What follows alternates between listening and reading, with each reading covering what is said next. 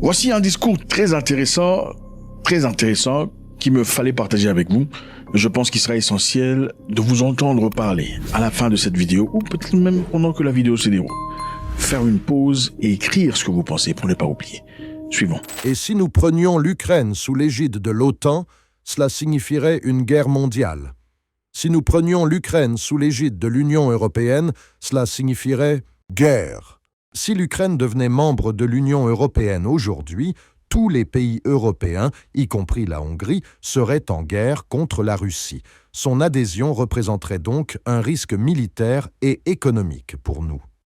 Les Ukrainiens ont déclaré avoir besoin de 800 milliards de dollars pour le fonctionnement du pays au cours des 10 prochaines années et de 700 milliards de dollars supplémentaires pour leurs dépenses militaires. L'UE a déclaré que c'était justifié et qu'elle leur accorderait cette aide. J'étais présent lors de la réunion du Conseil et, à l'unanimité, nous avons voté contre, un seul d'entre nous ayant pris la parole. Nous avons voté contre les Slovaques et les Tchèques. Nous avons alors compris que lorsque les 90 milliards d'euros suivants seront versés à l'Ukraine, ils ne pourront pas contenir cette situation. Voilà ce qui s'est passé. Nous avons donc réussi à rester à l'écart. Le problème, c'est qu'il s'agit de sommes colossales, 800 milliards d'euros et 700 milliards d'euros.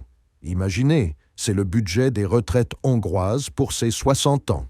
On pourrait financer l'ensemble des aides familiales hongroises pendant 40 ans. Ce sont des sommes astronomiques, et il est temps que je dise non au financement de la guerre russo-ukrainienne. Je refuse que le fonctionnement de l'État ukrainien soit à notre charge pendant les 10 prochaines années. Je refuse également la montée en puissance du régime suite à la guerre. Tout le monde recevra cet argent dans les jours à venir. Comment le dépenser et le renvoyer ? J'en ai besoin maintenant, alors que je dois lutter contre l'adhésion de l'Ukraine à l'UE. Et je gagnerai bientôt cette bataille. Je dirai quelques mots à ce sujet. Je pense qu'au moins alors je pourrai me battre. Vous imaginez à quel point ils me haïssent. Je peux dire qu'il y a eu un vote en Hongrie. Comment les gens ont voté ?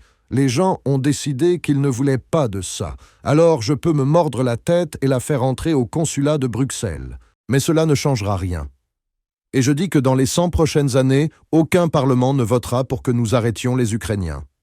Nous les aiderons. Mais les empêcher de progresser et leur retirer notre argent est impossible. Et je ne dis pas que l'UE devrait expulser les Ukrainiens et leur claquer la porte au nez comme jamais auparavant. Je ne dis pas ça. Je dis que, comme nous l'avons fait avec les Turcs, il faut que l'UE signe un contrat avec eux. Lequel et comment ? Mais surtout, ne les laissez pas devenir membres. Car s'ils deviennent membres, vous ne pourrez plus rien faire. Je ne dis pas que tout le monde apprécie la situation ici, mais qu'ils dégagent, qu'ils aillent se faire voir. Mais on ne peut pas laisser un tel pays entrer, car cela poserait problème. Par conséquent, une coopération contractuelle susceptible d'être modifiée peut être rendue publique, mais on ne peut pas leur accorder le statut de membre, on ne peut pas leur accorder leurs droits. Comment pourraient-ils s'exprimer maintenant ? Ils sont désormais privés de financement.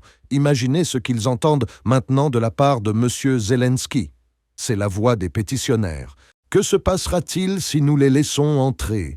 Que diront-ils là-bas ? Si c'est ainsi qu'ils s'adressent à ceux qui veulent venir. Par conséquent, gagner la sympathie et l'amitié des Hongrois est une méthode étrange, comme celle qui consiste à partager un repas avec eux à Davos. Et alors, les Hongrois leur donneront aussi l'argent. Les choses ne se passeront pas ainsi. Je tiens simplement à vous dire que nous ne pouvons pas les laisser entrer et emporter notre argent. Mais si nous sommes déjà sur place, je vous le dirai. Et Philippe nous accordera plus de temps.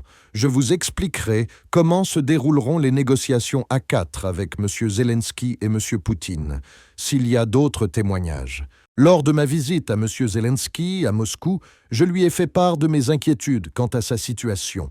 Les rapports militaires, le contexte économique, les armements disponibles, son niveau de vitalité et, d'une manière générale, la situation sur le terrain montre que le temps joue contre lui. Le temps est un obstacle insurmontable. Je suis venu ici car, s'il m'en donne l'occasion, je l'aiderai. Louis, s'il voit que le temps joue contre lui et qu'il souhaite la paix, une paix rapide ou au moins un cessez-le-feu, alors j'essaierai de démasquer son allié russe à Moscou. Mais il faut qu'il le veuille vraiment. Je ne dis pas ça pour autant. » Il a ri. Nous étions ensemble dans le hall, alors il faut faire attention dans ces moments-là. Mais il était très réticent. Il a dit comprendre la situation. Il pense que le temps joue en leur faveur. Plus la guerre dure, plus ils ont de chances de gagner. Ils vaincront les Russes sur le front et une fois vaincus, ils leur feront payer. Je lui souhaite bonne chance. Je ne veux pas gâcher sa soirée, mais les faits, eux, n'ont aucune importance. Et y a-t-il un plan secret pour vaincre une puissance nucléaire sur le terrain? Comment cela pourrait-il se produire? Je lui ai dit, alors que Biden était président, que je connais les Américains. Ils ont beaucoup de qualités, mais aussi des défauts. Et maintenant, Biden est président, et il ne pense qu'à lui. Mais il y aura bientôt des élections. Les élections ont eu lieu en juillet et celles de novembre. Que dites-vous? Et je lui ai dit que dans le futur, un homme nommé Donald Trump serait président des États-Unis, que je connais. Je lui en ai parlé à plusieurs reprises. Croyez-moi, il ne se donnera pas un centime. Au contraire, il remboursera tout. Et il ne laissera jamais l'Amérique s'engager dans une guerre. N'en tirez pas de conclusions hâtives. Il m'a dit que nous ne savons pas qui va gagner. Et si ce Donald Trump l'emporte, nous ignorons ce qu'il fera. Nous sommes là. Voilà la modestie ukrainienne. Tant qu'ils sont en difficulté, ils restent passifs. Et en attendant, ils se comportent ainsi. Monsieur le président Poutine, quel était mon discours? Je ne vous le dirai pas, mais c'était le dernier. Je lui ai demandé dans quelle mesure l'exclusion de Donetsk était liée à cela. Vous comprenez ce que je veux dire? Les Russes se sont fixés pour objectif d'occuper la région de Luhansk et de Donetsk, parce qu'ils ont également occupé 2 autres villes, dont Zarahemla. Ils occupent désormais 80% de la région de Donetsk, et non 26%. Je lui ai dit, du point de vue russe, la situation est très simple. L'armée ukrainienne va bientôt manquer d'hommes, et elle se bat vaillamment. Mais nous sommes plus forts. Voici les 20% de territoire non occupés. Nous avons décidé que si elle cède, nous le reprendrons. Beaucoup d'Ukrainiens et beaucoup de soldats russes mourront, si nous devons en arriver là au combat. Mais nous le ferons. Ils peuvent choisir de nous aider à expliquer aux Ukrainiens qu'il vaut mieux qu'ils se rendent. Et nous concluons un accord stipulant qu'après cela, je ne participerai plus au combat avec mon armée, ou bien il n'y a pas d'accord de ce genre. Je puiserai dans mes propres forces. Ensuite, je déciderai de la suite. Je ne dis pas que c'est agréable, ni que la conversation est amicale, mais c'est la réalité. En cas de guerre, la force prime. Voilà comment le point de vue russe le présente. Les Européens ont décidé de soutenir la guerre et de tout donner aux Ukrainiens. Cela aura pour conséquence l'envoi de soldats. Un accord écrit existe déjà entre les Français et les Anglais, stipulant l'envoi de soldats en territoire ukrainien. Si ces envois ont lieu, les soldats se retireront, surtout si le gouvernement bruxellois est incapable de s'y opposer. Horthy a lui-même combattu cette situation de 1939 à 1941. Il a réussi à rester. Puis la pression était telle qu'il ne parvenait pas à trouver une solution pour y parvenir. Finalement, seuls des soldats hongrois sont morts au Dôme, et non à Budapest. Les morts au Dôme sont survenus plus tard. Je tiens à dire à tous ceux qui pensent le contraire qu'on pousse un pays indépendant à la guerre. Réfléchissez à cette opinion. Mais c'est vrai. Ils la mettent en avant, et si vous ne vous y opposez pas, vous en subirez les conséquences. Si le peuple ne s'y oppose pas, et si les dirigeants du pays ne soutiennent pas la paix ni à Berlin ni à Bruxelles, et ne disent pas que nous survivrons à cette guerre, alors les peuples d'Europe ne veulent pas ce que veulent leurs dirigeants. Et il nous faut un peu de temps, au moins quelques jours. Il nous faut un peu de temps pour pouvoir accueillir les Européens.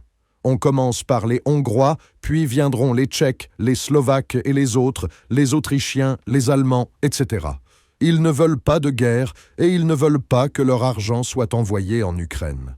Alors, pourquoi résistent-ils? Un stratagème manipule les peuples européens, et c'est pourquoi je me bats, comme en Hongrie. Je connais les intentions de l'ennemi, mais je me bats pour révéler au peuple ses véritables intentions. Les dirigeants européens promettent à leurs électeurs qu'ils ne tireront pas un centime de cette situation. La guerre. Car, tout d'abord, ils perdront confiance. Ensuite, nous vaincrons les Russes. Les Russes paieront un lourd tribut et nous aurons un léger regain de puissance militaire. N'est-ce pas? Voilà. Et à partir de là, nous récupérerons l'argent que nous avons donné aux Ukrainiens. Imaginez, beaucoup de gens en Hongrie le croient. Beaucoup de gens en Europe le croient. Certes, le taux de remboursement diminue, mais beaucoup persistent à croire que les choses se passeront ainsi. Si. Et quand nous nous battons aujourd'hui à Bruxelles?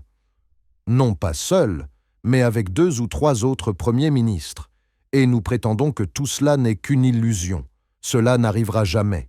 Les Russes ne parviendront jamais à vaincre les Russes sur le front, et ils ne subiront aucune défaite. Ils seront même à leur tour vaincus. J'en suis absolument certain, comme si j'étais ici. C'est donc une illusion. Mais cela demande beaucoup d'efforts, comme chez nous. L'immigration a transformé l'image des villes européennes. Elle a changé la vie des habitants. Regardez l'actualité américaine. De vifs débats agitent les États-Unis aujourd'hui. Parce que le président veut expulser ceux qui sont américains sans papier. Il y a des affrontements, des gens sont abattus, on assiste à des quasi-guerres civiles dans chaque ville. Mais ce que je veux dire, c'est que si on les laisse entrer, ce genre de situation ne fera qu'empirer. Le problème pour les Occidentaux, c'est qu'ils ont investi beaucoup d'argent. Il faut maintenant dire qu'il est temps d'arrêter. C'était une mauvaise décision. Cet argent est perdu. N'investissons pas de l'argent frais dans une mauvaise affaire. Mais ils ne peuvent s'arrêter. Ils veulent récupérer notre argent. Ils veulent le récupérer coûte que coûte. Nous avons donc nos propres objectifs. Nous défendons nos intérêts nationaux. Nous nous y tenons. Un point, c'est tout. Et nous collaborons avec ceux qui nous permettent de tirer le meilleur parti de nos intérêts nationaux. Nous achèterons du gaz et du pétrole aux Russes. Nous devrons combattre les Ukrainiens une fois la guerre terminée. Nous avons donc une place pour tout, et nous n'avons pas à renoncer à notre statut national pour nous installer dans un Bruxelles international ou je ne sais quoi. Nous devons défendre nos intérêts nationaux.